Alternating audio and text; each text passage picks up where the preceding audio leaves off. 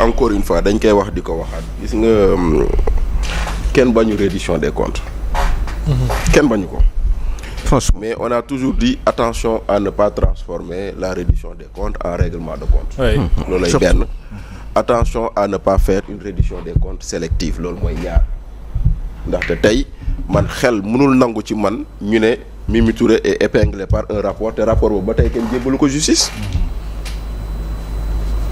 xel mënul nangu Ousmane Sonko jàkkaarloog Sénégalais yi nee ñu Abdourahmane Diouf dafa luubal xaalis ba mu nekkee ministre de l'enseignement supérieur rapport boobu kenn jébbalu ko justice. Voilà. Ou bien ça n'existe pas, c'est faux, donc il ment, ou bien c'est du vrai, on ne l'a pas transmis à la justice et c'est encore plus grave. Voilà. loolu mooy benn booy wax maintenant nag li ngeen jël single ay nit jàpp leen da ngeen naa dem fekk rapport Cour des comptes boo xam ne nee ngeen defoo leen ko. nguur gu fi jógee moo ko def mais nguur gu fi jógee tamit dañ ko instruire ba gis ni lii y a pas lieu de poursuivre parce que encore une fois man nee naa leen. Magistrats yi nekk Cour des comptes di def seeni rapport ay nit lañ ils peuvent se tromper de bonne foi comme aussi ils peuvent avoir agi de mauvaise foi. Ils ont dit que kii diw war nañ ko topp war a topp ko ñoom ñu instruire seen dossier ñu war a yóbbu chambre de discipline budgétaire maane am na ñu ci traduire. Bien sûr yóbbu leen parce que jàpp nañ ni lii c'est contraire à l'orthodoxie budgétaire. ñu dem ñu defal leen ordre de recette. lan mooy ordre de recette mooy y a un DAGE boo xam ne. Cour des comptes jàpp na ni na mu gérer sunu alal du noonu ñu fay ñu jël décision ne dafa war a rembourser. voilà.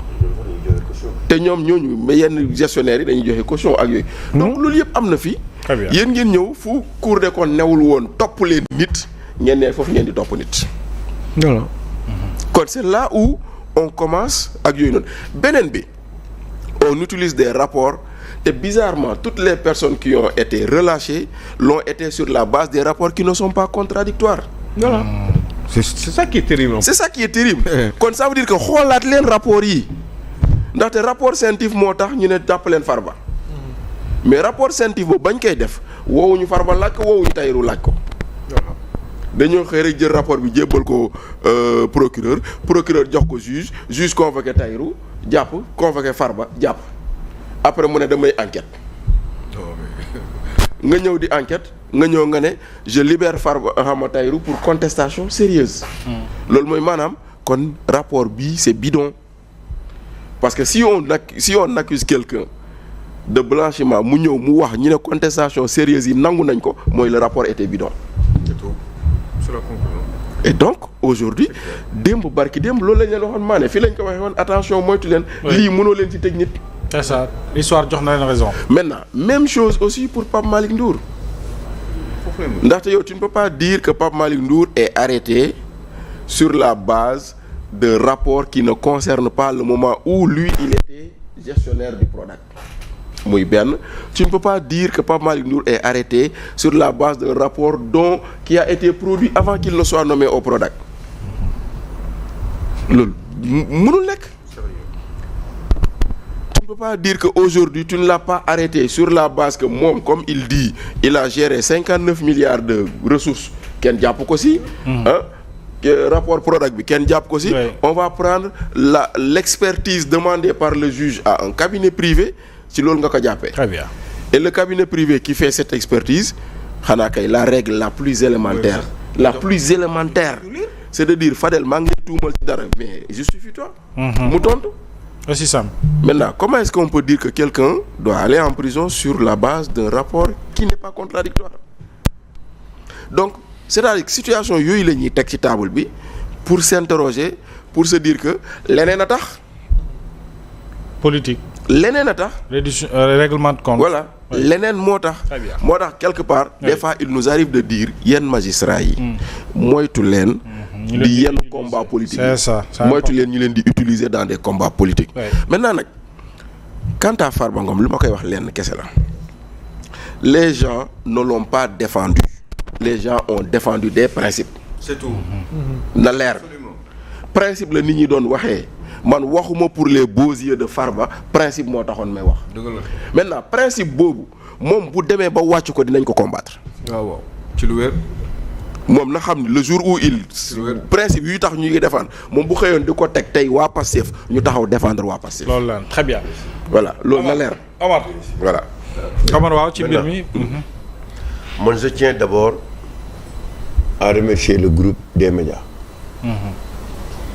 ci seen constance seen détermination ak seen xeex injustice. ku mu mënti doon nu mu mënti doon même bu fekkoon day attaqué kii moom fii groupe des médias day taxaw xeexal kooku. même bu jubóowul ak Bougane même bu nekkul xaritu Bougane ça n'a rien à voir avec le groupe. et ça c'est important mooy xeex boobu ñu xeex ci principe. oui. à chaque fois yàlla mi ñu ko ciy delloo ñu ci am ndam. ci principe comme ni ko Bachir waxee léegi. surtout ci kaawu Farba. beneen bi mooy di remercier di féliciter aussi son avocat maître Ababacar Cissé. Baboucar Cissé. Baboucar Cissé. waaw maître Babacar Cissé.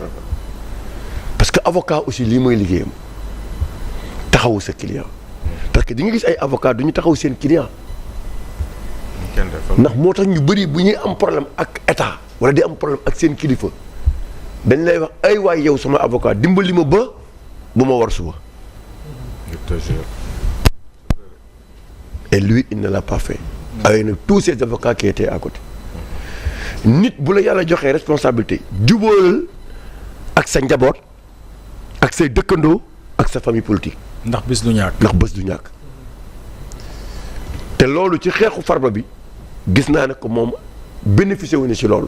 c'est-à-dire que bi mu nekkee ci nguur taxaw na famille am taxaw na ay dëkkandoom taxaw na aussi. famille politique am. moo tax sa maison ne désemplit pas. c'est ça. gars yi ñu ngi ñëw di siyaar rek. ci kilifa diine yi gis nga ne kilifa diine fu mu mënti bokk. ba ci jàngu bi. am nañu taxawaay bu ñu am ci Farba. c'est-à-dire tey ñi doon gis yenn bët yi Farba ci prison dem nga ba xam ne nit ku nekk ci nguur tey ci. ndax di nga contre nguur gi ba yaakaar ne kooku nit ku bon la fekk nit ku baax la. te gis nañ ko ci Farba. te tey man su ma nekkoon Farba damay porter plainte. koy plainte. état. lu tax. ci mais dañ ma teg toor. ah waaw. préjudice. parce que ñun aussi. étant malade. non état tamit dañuy toog rek ay nit ñëw taxaw tuumaal la yóbbu la prison ba benn moment ñu bàyyi la nga ñëw toog si kër. ñu ne defoo dara. ñu defoo dara. voilà Lat Diop. Lat est là et tant d'autres. yooyu nag dafa baax tamit parfois yow aussi nga taxaw xeex c'est important tu sais que Ablaye Sylla fu ko nit attaqué mu porte la plainte wala xeex ak yow. Voilà, c'est ce que faut. xoolal ñëpp ba tout dernièrement ak le directeur de la CDC. da ko porte plainte. na ko mu indi ay fitna mu indi ay firnde ci li muy wax c'est-à-dire parfois bu la nit ñi tooñee da ngay xeex bul wax ne non waruma xeex parce que mënoo gis nit muy liggéey taxaw di daan dooleem di